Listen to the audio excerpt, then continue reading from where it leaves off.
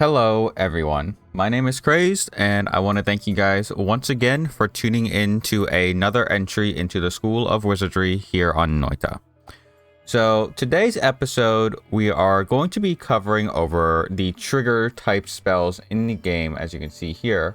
But before we go ahead and go into a deeper dive onto these, I would like to apologize for how long this video has taken to come out. This video should have been brought out more than like 2 months ago, but at the time it was just basically a mix of laziness. I really didn't want to play Noita and make a video, but on top of that there was also a bunch of games and expansions and other stuff that was coming out around this time, so it kind of just ate into all of my free time. So I do want to apologize for that, but all in all, the primary motive behind why it took so long for me to do this was purely because of laziness and not wanting to either mixly play Noita or just make a video. But I'm back. I'm trying to get back into the Noita groove. It has been a very hot minute.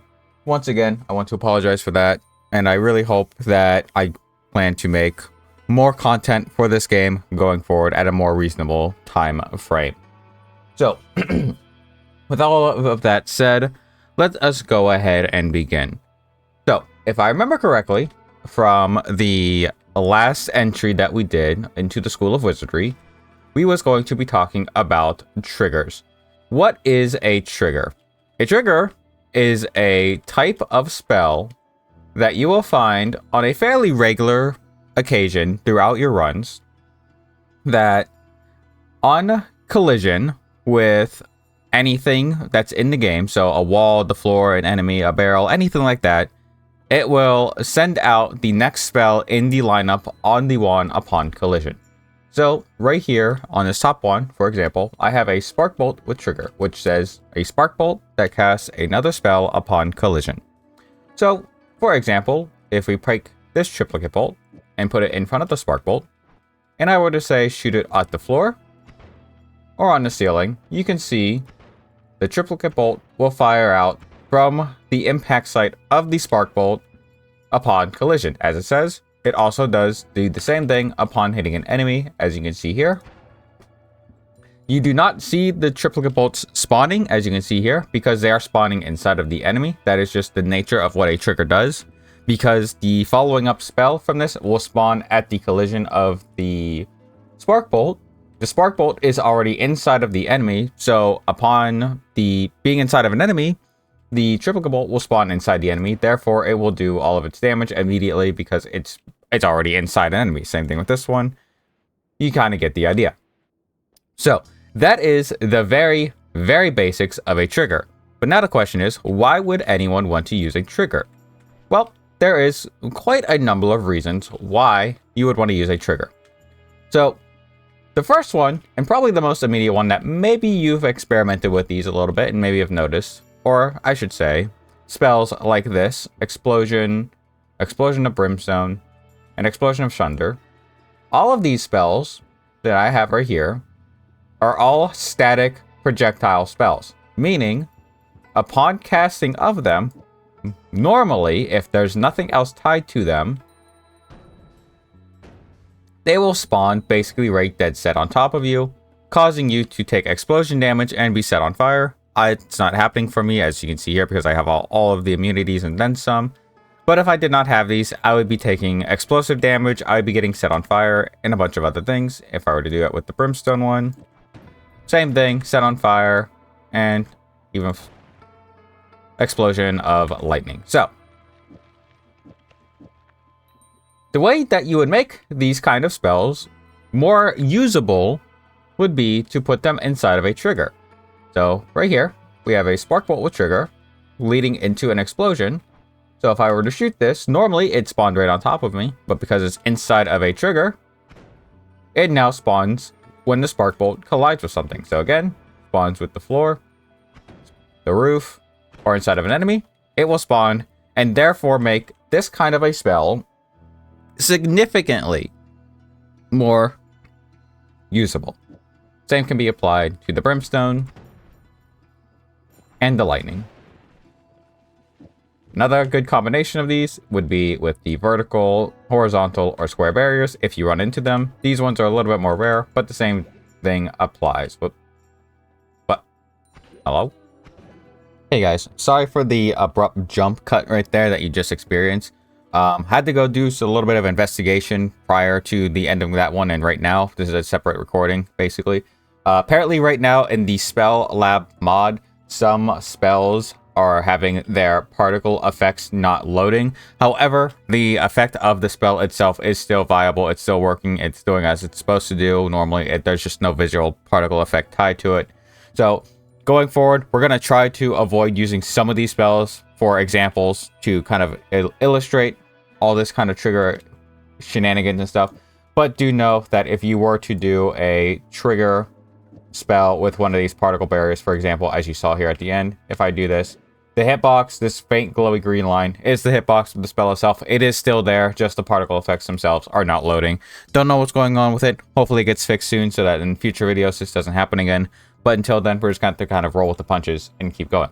So, anyway, as I was explaining before that, very unexpected shenanigans happen. It can make certain spells, like the explosion spells, as you can see here, a lot more safe to use. This can also be used for other spells, like, say, the very famous, or I should say infamous spells, such as the Buzzsaw spells, the Gigasaw Blades, the Megasaw Blades, stuff like that. If I can find them here as a good example. Gigasaw Blade Projectile. It can make these spells a little bit safer. Not always safer. Not 100% safer, but it can make them a little bit more safer as they just spawn into the enemy itself. But obviously, if you have the unfortunate circumstances where, say, you just completely whiff and it hits, say, like the wall, it can come flying back like you like that. So be very careful, but it can make a lot of these spells that are normally dangerous fully safe, or at least safer. So, with all that being said, now that we actually have seen what a trigger does and why you should use them, what kind of triggers can you run across in your runs? So, right now, and for the sake of all of our future examples, we are going to be purely looking at the Spark Bolt with trigger here. But down here at the bottom, we have quite a number of different trigger types that you can run into. For the most part, these four here at the start are going to be the main ones that you're going to be primarily using, which is Spark Bolt with trigger, Bubble Spark with trigger, Magic Arrow with trigger, and a Spark Bolt with double trigger. A double trigger and Spark Bolt here is the only one that can get this. A double trigger basically means that the next two spells that are available in the one will get cast instead of one. So just kind of use it as a quick example. Let's use spells in the lineup. Let me try this one. Let me try double, triple here. Yeah, there we go. So we have more triple bolts being shot out here when I shoot it. More projectiles. Basically the same thing. So you also have the Summoned Hollowed Egg, which is another type of trigger spell that upon collision with a wall, if it cracks open, it will release its spell. So this one works a little bit differently than a normal Spark Bolt. So normally has the same properties where upon hitting the wall or something, when it breaks open and stuff and it hits an enemy, it'll explode and do its damage. However, one thing that the egg has over, say, the trigger is you can do stuff like this. While it is a trigger and it is colliding with the floor, it has not broken open. Therefore, the actual spell itself has not gone off. And you can pick these up. And now, for all intents and purposes, this is basically just a grenade now. It's a portable grenade that I can just send out and use whenever I need to. As you can see here, send it out. Pretty good. And does the same thing. But I can put any one of these spells in here and it'll act like that. Very unique type of trigger. Very interesting. The next two are your Firebolt triggers and Unstable trigger. These I would recommend not using purely because these are explosives in and of themselves. So a lot of the triggers or a lot of the spells that you would put inside of these will get consumed by the explosion. But on top of that, these two spells, I believe, they aren't like this right now, as you can see here, because I am in the spell lab and I have unlimited spells in here. But I'm pretty sure these two spells are limited in their usages. So similar to, like, say, Dynamite, TNT, bombs, Holy Hand grenades, stuff like that. They are very limited in their uses, and once they're done, they are done. So I would not recommend using these ones, but if you want to give them a whirl, go for it. I'm sure there's some pretty silly shenanigans you can do with these ones. We do have a couple other trigger spells though, or not really trigger spells, but they can be used as trigger spells if you really need to. And that would be your Spark Bolt with timer. This is not the only spell that is a timer, by the way. We have a tentacle over here with timer, which is also kind of its own unique thing. I'll discuss that one a little bit here in a short while. But a Spark Bolt with timer is basically almost nearly identical to that of a normal Spark Bolt with trigger. The only main difference between a timer and a trigger is a trigger will only go off once it has actually fully collided with something. So again, wall, ceiling, enemy, anything like that. A timer will do all of that, or it will send off its payload, its trigger, whatever it is, after a set duration as well. So as you can see here, if I shoot this all over into the distance here without hitting anything, around right here, it has not hit anything, but the timer is whatever it is. I don't know what the actual like full time length of this is, but basically after a set amount of time, it will send out its next payload, regardless if it hits something or not.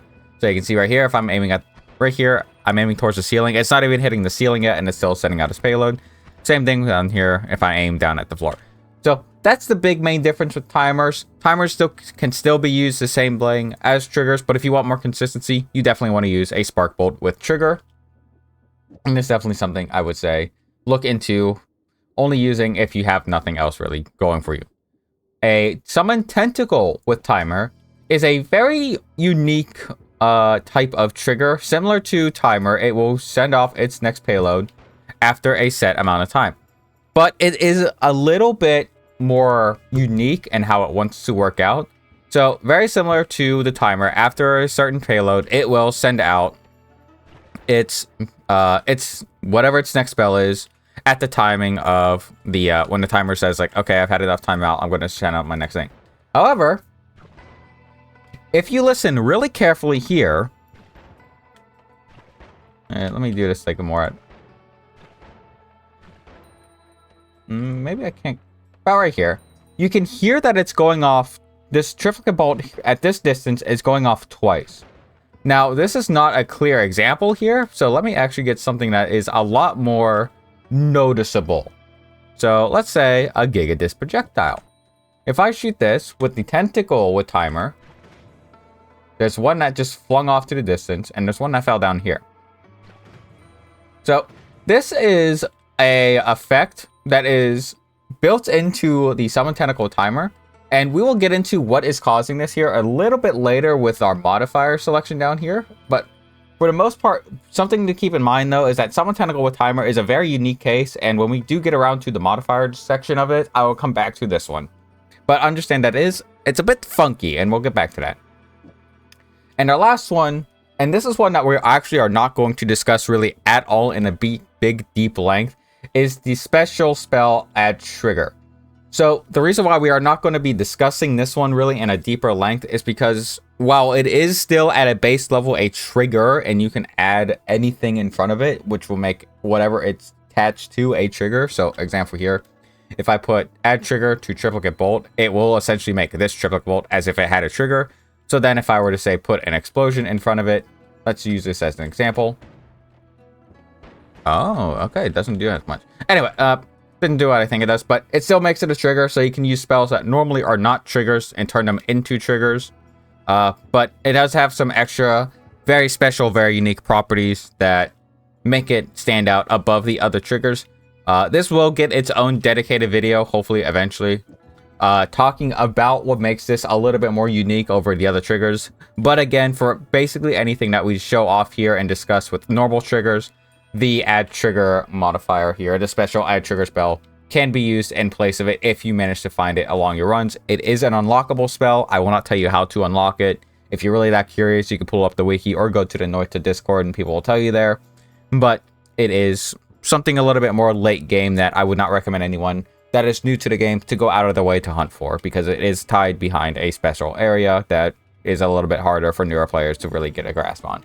So, with that being said, that is basically all kinds of triggers that you can come across. This is not the full list of the triggers, by the way, that you can find. I am pretty sure there is a few more that I missed that I just didn't manage to grab in the spell list.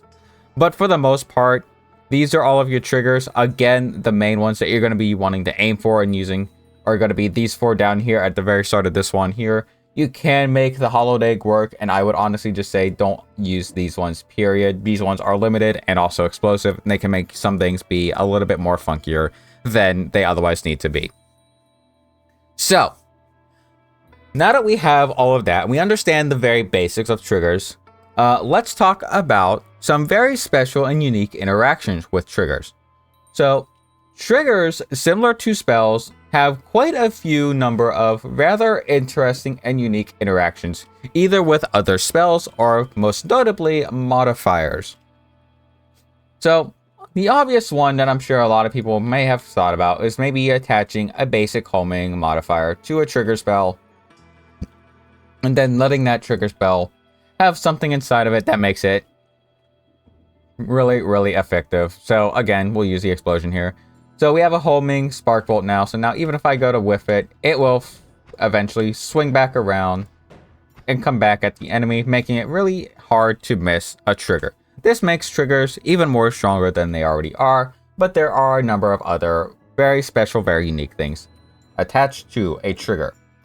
One very notable thing is not actually even a modifier itself, it is actually a special property of the trigger itself. So if I were to go into our wonderful handy dandy spell list here, and I grab my favorite spell to use as examples for stuff, the good old lightning bolt. First off, let's actually just make sure this lightning bolt actually works and Spell Lab isn't being weird with it. Nope, it's being good. Okay, so many times over in the past videos, I have always used the lightning bolt as the example here to show off how spell casting and recasting and all that stuff works out. So obviously, if I use this spell as it is right now, double casting it, if I kind of keep trying to click the trigger, it takes a really long time to show off another set of spells. This is the example I always use. It's just really clean. It's really easy. Makes you immediately see what happens. However, if I put those same lightning spells, same with the double spell here, inside of a trigger, watch what happens as I try to rapid fire it. It goes off a lot. It goes off very fast, much faster than it was if it was by itself like so. And the reason why that is because one of the very special and unique modifiers that is built into the trigger itself is that any spell that is inside of the trigger, that is cast within like the trigger's payload itself, any spell that would add cast delay, very specifically cast delay, inside of the spell is completely ignored. As you can see here, we have 2 lightning bolts. Both of these add 0.83 seconds to our cast delay, but because they are inside of a trigger, they are completely ignored, and therefore letting our wand shoot them a lot faster than they otherwise would be. This is one of the very many unique trigger interactions that is exclusive, or makes triggers very special, I should say. So that is something to keep in mind when you go and make trigger spells, is if you have a lot of very high damaging spells that do things like this cast delay kind of stuff, you can even do it with a bunch of triplicate bowls or anything like that. It can make turning these kind of spells into a rapid fire, because normally to rapid fire these, it takes quite a bit of extra work here. And on top of that, lightning bolt, while it is a very fun spell, it's also kind of dangerous. And if I try to do it like this, we do make it pretty fast, but it's still not rapid fire. But even said, like I said, lightning bolt, a little bit of a dangerous spell to use at yourself, especially if you're like in a closer range like this. You can accidentally fat finger it looking down or looking close to things. So you can shock yourself and put yourself in a lot of danger and self-harm. So something to keep in mind.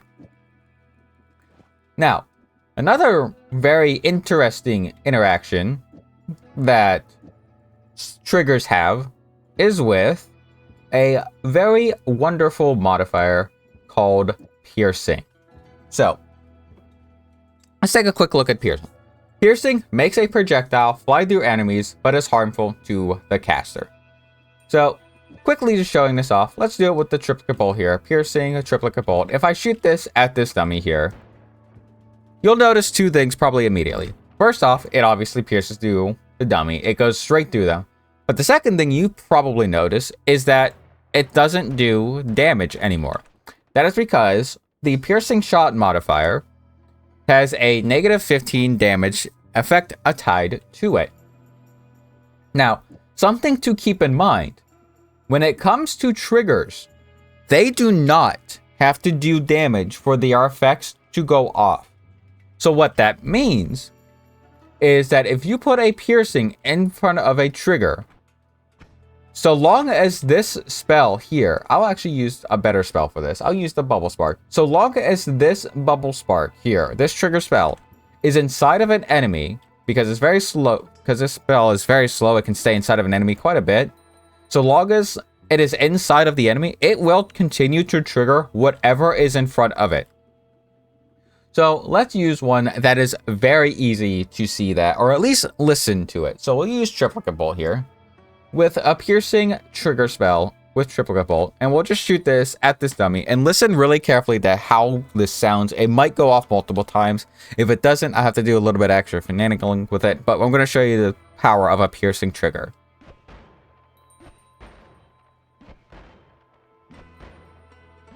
You hear that? Every time it goes through, every frame that the game is active, basically every single frame that this bubble spark is inside of an enemy, this will go off.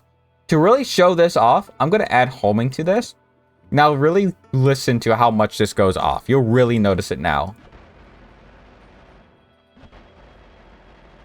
Yeah. And again, this does not have to be triplicate bolt. We can do some really shenanigan stuff. We could do something like a lightning bolt. This will probably break some ears and it might cut my frames a little bit, but this will be funny. Yeah, that's normal. That's fine. So yeah. This right here, these two kind of spells, trigger with a piercing, is extremely, extremely, extremely powerful.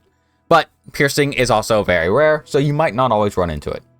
But it also is just so powerful that you just need to keep an eye out for it. It becomes so useful in being able to dish out so much damage that it becomes kind of ridiculous.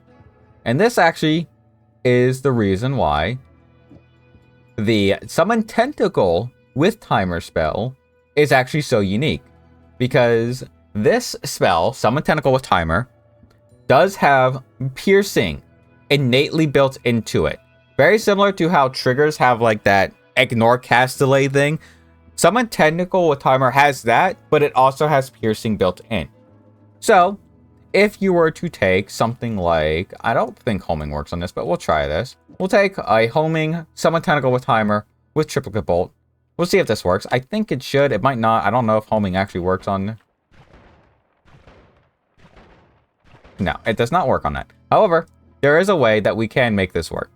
And this is kind of, again, this is also one of those things that makes kind of Summon Tentacle with Timer a really interesting spell, is that the more that you stack with it, I don't know why it is like this, but the more you stack with it, the more funky it gets. Like, watch. Oh, bye. You can see, you can really hear it here. It just setting out every single time. Or if we do it, say, we'll do explosions. It's really weird. Really fun spell. Definitely give it a whirl. Definitely a very unique interaction that Summon Tentacle has, because it has the built-in piercing. If you see this in your run, do not neglect it. Definitely give it a whirl. You can get some really funny interactions with this going on. So, yeah. So, Summon Tentacle with Timer is quite a bit of an interesting spell. Definitely give it a whirl when you come across it. So, I was going to showcase something off with the healing bolt here, but I had to cut this off. I cut it out there. That's why you just saw the jump cut. It didn't work out as I thought it would, and it's not correct, so we're going to completely ignore it. But you're kind of getting an idea now of how triggers work, how strong are they, and what kind of shenanigans you can do. Trigger spells, very similar to chain spells, are a type of spell that I believe every single would-be Noita wizard should absolutely take the time to learn, even if it's at a very basic, common, very like Nothing fancy level, just loading up any basic payload inside of a trigger. So you could do like a trigger spell into a quad spell into a double triplicate into a double chainsaw. Even something as simple as this. So long as you understand how these work, this can carry you a lot of damage. As you can see here, it's a lot of damage, and that's not really even that hard to come across. This kind of stuff isn't even hard to come across. That's a fair amount of decent amount of damage, DPS. This kind of shit will get you set up to give you a win if you get it set up. If you find a homing to go along with it, something like this, you're really in the clear for a quick win. Now, before we go ahead and close this out, I'm sure there is someone wondering or asking, how can I make this work with the chainsaws? So obviously you can put the trigger inside of a chainsaw like this. I'm sure you have tried something like this where, like, oh, if you remember from my chainsaw video, if you put chainsaw at the end of your line, it'll make your thing back basically rapid fire. So if you do something like this, let's say do a trigger with this, you put your double spell in here, you're like, okay, I'm gonna wrap a trigger with explosions. Where's explosions? Something like this. And you try this, and that looks pretty fast, but it's not as fast as you probably think it should have been. You're probably expecting something like this, or something like this, where you wrap it. You get this rapid fire effect with the explosion, but you're not getting that with the trigger. Well, the reason why this works, and this is actually something that I specifically want to call out, because I myself could not figure out this for over 100+ hours before I finally realized and it finally clicked into me. When you do a trigger like this and you want to get that rapid fire effect from like a chainsaw here, the chainsaw cannot be inside of the trigger. If it's set up like this, how it is, where it's a double spell explosion chainsaw, this chainsaw is inside of this trigger. And if you remember, anything that is inside the trigger, regardless if it is a positive or a negative thing, any kind of cast delay reduction or addition is completely ignored. This does include the chainsaw special hidden properties of resetting or setting your cast delay to 0. So because this is where it is right now, this will not work. What you need to do in this example here, as kind of like a quick example, is you need to put this double spell in front of the trigger. This double spell will fire the trigger, which will then fire the explosion here. But because this chainsaw is not part of the trigger, it's part of this double spell, you will get this kind of more rapid fire effect here, as you can see here. But of course, we can do the spell wrapping thing. We can either add another chainsaw in like this, or we can just simply wrap it around like this. And we now have a rapid fire explosive missile launcher. So this is just something I specifically wanted to call this out, because again, I myself took like over 100 hours for me to finally figure out why this kind of stuff wasn't working. And again, doesn't have to be with explosion. You can do lightning bolt here, rapid fire the lightning bolts inside of a trigger. You can do explosion of thunder, rapid fire to explosion of thunders inside of a trigger. All that shenanigans. You can even do, while it does not work, you can do your double. You can do a square barrier here, rapid fire the square barrier here. You have a bunch of them over here. Really fun effect thing that you can do with this if you find this setup combination. Again, square barrier does work. Add homing in front of the square barrier and then watch what happens. Watch. Oh, it doesn't do it. No, big sad. It doesn't do how I think it does. Oh, feels bad. I thought that would work how it does. It does not work. Oh well. But you can do a lot of shenanigans. You can do a lot of silly things with this. But yeah. So definitely keep in mind, if you're going to try to do some rapid fire shenanigans with a trigger, that your chainsaw is not inside the trigger itself, because the special effect of the chainsaw will get eaten up by the trigger's special built-in effect of ignoring cast delay related stuff. So just make sure that if you're doing this, make sure you are using a double spell or triple spell or quad spell, and make sure that the trigger itself, or not the trigger, the chainsaw itself is not inside of the trigger, with a simple thing such as something like this, or even like that. Or you can end up something. Otherwise, you can also end up something like that, where you're just like, oh god, help, please. So anyway, I want to thank you guys very much for coming to this video talking about triggers and how they work, and some quick understanding of how things work, what they do with them, how they work, and all that shenanigans. Modifiers like the another thing is add mana, cast delay increases if you put this inside a trigger. The cast delay is completely ignored. Good thing to keep in mind as well. Quick little thing, but I hope you guys did enjoy this quick little rundown of triggers. I probably could have done a lot more informative deep dive into this, but I wanted to really just get this video out and out onto the channel so that people that might have been interested in trying to take a swing at triggers could really understand them, get their foot in the door with them, really understand what's going on with them, why they do what they are doing, and why maybe some things aren't working the way that you think they might be working with a trigger and all that stuff. If you guys want to, I can do another trigger video, very specifically going over some pretty interesting combinations of triggers with modifiers and spells that you guys might be able to try in your runs from a day-to-day basis. Some are a little bit more easier to find, some are a little bit harder to find. I've definitely found my fair share of really funny, silly, interesting trigger combinations. But for the most part, again, this video was just to give you the very basic understanding of what triggers do, how they work, what you can do with them, and why you should learn with them. Very similar to that of chainsaws. I do believe that everyone should, at some point or another, take their time to learn how these work. So, I want to thank you guys very much again for coming to watch this video. I do not know how long this one will be. More than likely, it's going to be over a half hour long because I am just a rambly kind of person, but who knows? We'll see what happens. I don't know what the next video will be about, if I'm gonna be honest, because there's always more stuff about this game that I want to talk about, and I just really do not know the order of how I want to talk about this stuff. If you guys have something in specific that you would like to see in mind that's a little bit more quicker and easier to digest, let me know in the comments below. Again, I will also want to apologize for how long this one took. There's no excuse that this should have taken over a month, 2 months to even get out after the last video, which was, I believe, the chainsaw video. I hope to, once again, not have this long of a delay between videos, and I do hope to try to get one out. Oh, hopefully, I'm going to aim for at least like once every other week to a month. I really am going to try for that, but we'll see what happens. Anyway, thank you guys for coming. If you have any questions, let me know in the comments below. But until next time, take care of yourselves. Happy noiting.